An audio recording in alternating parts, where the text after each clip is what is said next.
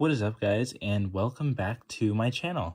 I know it's been a little bit, about 2 weeks or so to be exact, and I mean, all I can really say about that is it is frankly surprising how life continues to find interesting and just downright goofy ways and situations that continue to be ever time and attention consuming. But I wasn't exactly catatonic, and I wasn't exactly brain blasted and completely forgot about this. And I've been brewing a special little something up for you guys that I'd like to share now. So sit back and relax and join me as I take you through my Cyberpunk TCG deck brew idea of Maelstrom Madness. But first, it's not a sponsor because there's no way I'm getting sponsored at about 11 subscribers. Before you eat your steak and potatoes and carrot cakes and all that, you gotta eat your veggies. So we're gonna go over a couple updates that have come out since my last video. It's been 2 weeks, so it's about two updates. They come out every Friday. Seems to be the schedule so far, and it's held true. So about 2 weeks ago, week and a half ago, update number 39 came out, and mainly it was about the last chance to late pledge, and obviously the opportunity has passed, so there's no real reason to go over that again. But the relevant parts I have put up here, and the first one is that the first mystery legend was revealed as Mumarez El Capitan was added to the beta box, and as previously mentioned, he is the first mystery legend. And also the Cyberdeck podcast episode number 6 came out. It's mainly about community building. They had someone else on from the team, Clark, who's recent hire, and as always, I would suggest that you watch these podcasts, or if you're not watching, just have them on in the background while you're driving to and fro work or so, or just while you're eating lunch on break, because it's generally pretty insightful, and you get little tidbits that you wouldn't elsewhere. But moving on from number 39, we have number 40. This one was a bit longer, and more parts are still relevant to today, but similarly to the last update, another mystery legend was finally revealed as Wakako Okada, and she is another fixer added to the card pool, or legend pool rather, that you'll be getting in the beta box. And there's still 2 left, and assuming they continue on this trend, the likely candidates would be Mr. Hands, Regina, and Padre to round out the 4. But also, I think out of the 3 of those, Mr. Hands is the least likely to be one of those, just based on our general knowledge that set 2 is going to be more about edge runners and set 3 is going to be more based on Phantom Liberty. So I would expect him to make his first appearance in set 3 based on just his relevance as pretty much the main fixer of Dogtown and in Phantom Liberty. So odds on it will be Padre and Regina rounding out as the last 2 mystery legend cards. But if they don't continue to go down the fixer path, then, well, I guess there's also still Dexter Deshawn that they could put as one, which would be pretty funny in general. But considering they don't, I'd say other options could be Gary or Sasquatch or Spider Murphy are kind of my top 3. Morgan Blackhand's a little bit of a left field shot, but I wouldn't complain in the slightest if Morgan Blackhand turned out to be one of the last 2 remaining. And then episode 7 of the Cyberdeck podcast came out. I would also recommend that you watch that because they gave a little bit of a preview as to next week's update, which at time of recording comes out tomorrow. It will be kind of going more over the color identities and just kind of, what it's tied to. And they also said that they'd be revealing some new cards. So what's not to look forward to on that, yeah? But part 2 of this survey survey, sorry, I keep messing it up. Part 2 of this update, rather, is partially a survey. There you go. It is pretty short.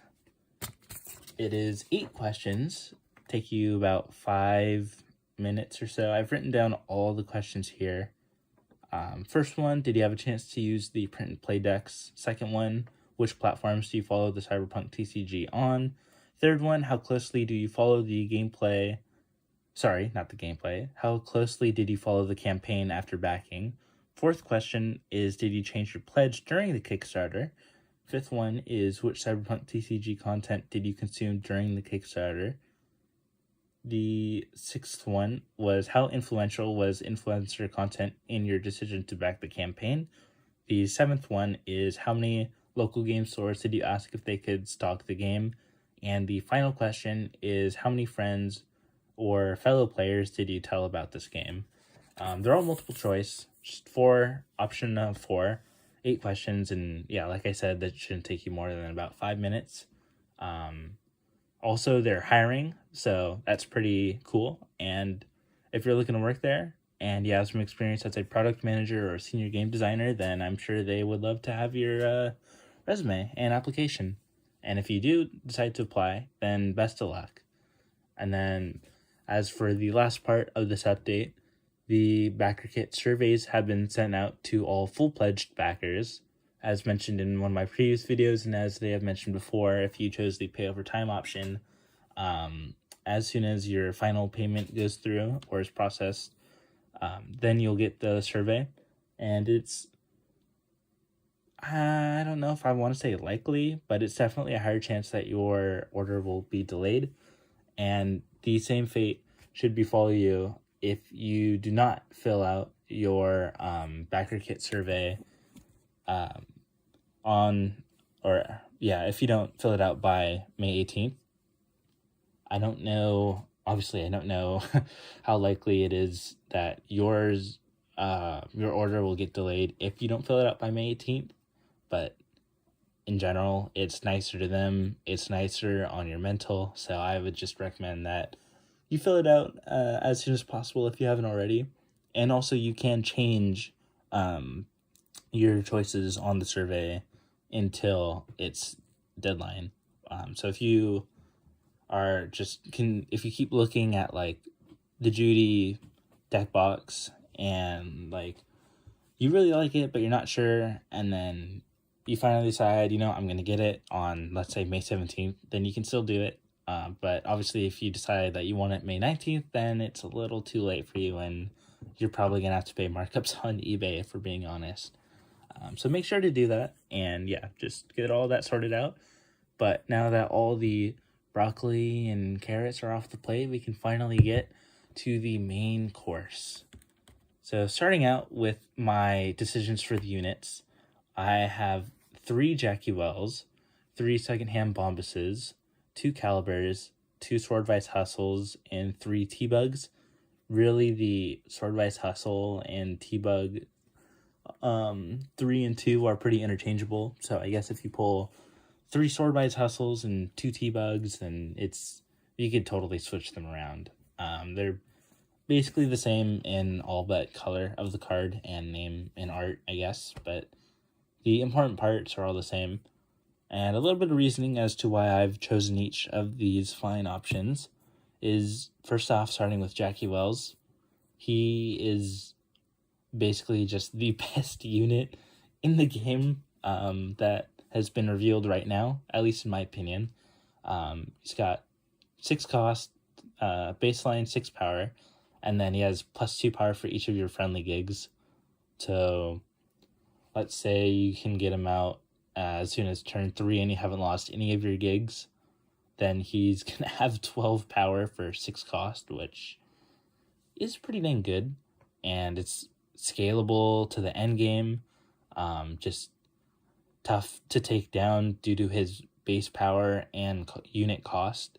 There's really no removal spells or just removal in general besides Placide, and if you chrome him up, then Cyber Psychosis that takes care of him.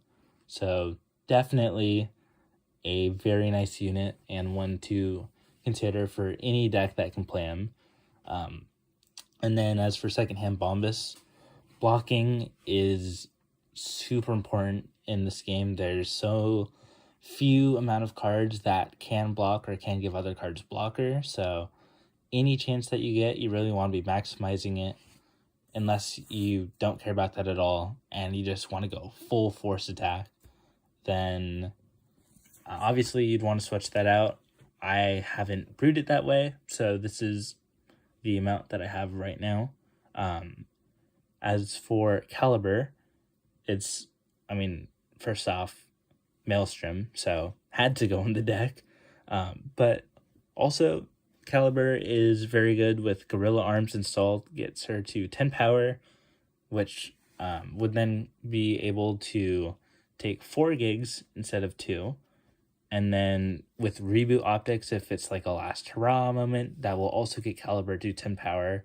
And then it will also trigger Caliber's defeated trigger. Where a rival discards 1, and if the gig's cost is equal to the value of a friendly gig, that rival discards 1 more. I haven't exactly been able to playtest this to the best of my ability, so I don't particularly know, if I'm being completely honest, how many that additional ability will trigger as well, but if just to get another unit at 10 power for just another card in the deck, then it is pretty dang good. And then for Swordwise Hustle and T-Bug, it's mainly just unit chaff, to be honest. It's low cost unit. It's a decent attacker. If you attach Mandibular Upgrade to them, it's a decent blocker.